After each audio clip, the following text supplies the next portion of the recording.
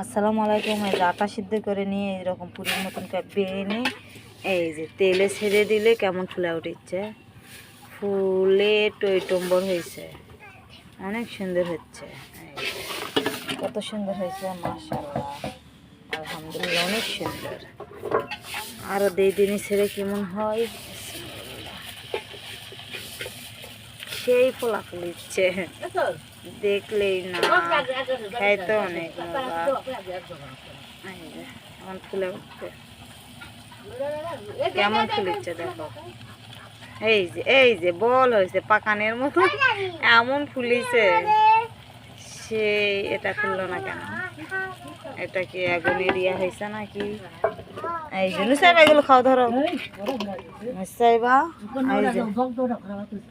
এই যে ধরো, খাও দিনি, কেমন তেল পিঠের মতো। হ্যাঁ, আগে খাও, কেমন স্বাদ। আল্লাহ হাফেজ।